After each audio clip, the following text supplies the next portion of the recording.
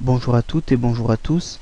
Je voulais rajouter une petite astuce concernant le système de correction. Nous avons vu qu'il est possible de créer des formes que l'on déplace, qu'il est possible de combler à l'aide de l'outil stylo puis d'effacer avec l'outil gomme, mais il est également possible de créer un système de loupe. Le principe est le suivant. Donc je reprends mon exercice de texte à trous. Je vais donc supprimer effectivement les masques que j'avais mis en place, et par contre je vais mettre les mots qui sont masqués de la même couleur que le fond. De cette façon là, ils n'apparaîtront plus, ils ne seront plus visibles pour l'utilisateur. Donc route également, voilà. Et ensuite le dernier, girafe. Voilà. Donc désormais, effectivement, les mots sont bien présents. Hein, ils sont là, on les voit, on pourrait les modifier encore. Par contre, ils sont de la même couleur que le fond, ils ne sont donc plus visibles. Donc le principe est le suivant. Nous allons rajouter un outil, à savoir un outil loupe. Donc j'ai pris une image sur internet, une loupe, que j'ai colorée d'un fond assez sombre de façon à pouvoir jouer justement sur l'aspect révélation de la réponse. En passant par le menu page, donc je vais ajouter ma loupe. Voilà, celle-ci avec le fond marron. Voilà. Donc l'objectif est que l'élève, en passant cette loupe sur les réponses, celle-ci soit visible. Là, la loupe est le dernier élément inséré dans ma diapositive, pour ainsi dire. Donc effectivement, il se trouve placé tout dessus. Il faut imaginer que les différents éléments, les différents objets qu'on inclut dans une page, dans une diapositive du scrapbook, sont autant de calques en fait que l'on positionne les uns sur les autres. Donc le dernier calque déposé sur le tas entre guillemets est celui que l'on voit. Donc là on voit prioritairement. Donc là c'est bien le cas, il passe devant tout. L'objectif donc c'est de le faire passer derrière de façon à révéler la réponse.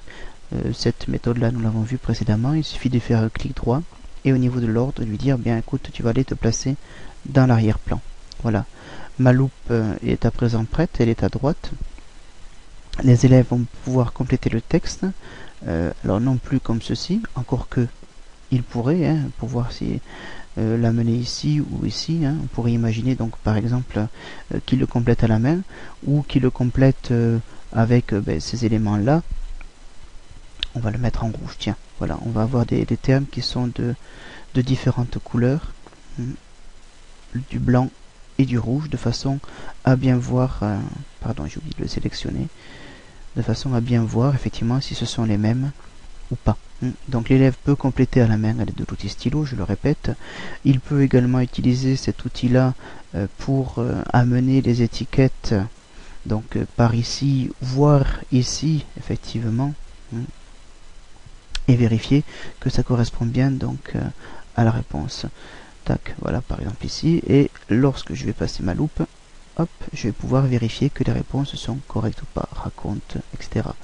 Donc bon, l'idéal ici effectivement c'est d'attendre la fin de l'exercice ou alors de procéder effectivement comme suit. Traverse la, je te la raconte, la route, chien et girafe, voilà. Et en passant donc ensuite notre loupe, cela nous permet de vérifier que la réponse est correcte. Alors la loupe ici effectivement n'est pas très pratique parce qu'effectivement elle prend beaucoup de place et elle peut bord sur le reste, mais le principe est le même. Je peux la supprimer et créer par exemple une zone qui me permettra de révéler l'ensemble, donc en passant par l'outil forme. Par exemple, tiens, je vais prendre du violet et je peux utiliser une ligne et faire par ligne également. Donc clac, voilà, j'ai mon violet.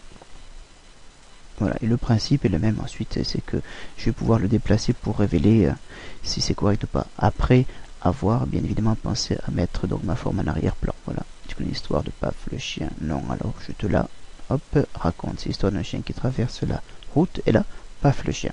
Bon, je sais l'histoire est pas géniale, mais bon. Et tu connais l'histoire de Tchak Tchak la girafe, donc on pourrait aussi bien faire bouger le masque là que le texte. En fait, les deux sont repositionnables. Voilà. Donc c'était une petite astuce sur laquelle je souhaitais revenir pour vous montrer les différentes possibilités que l'on a de jouer avec les couleurs. Je vous remercie de votre attention.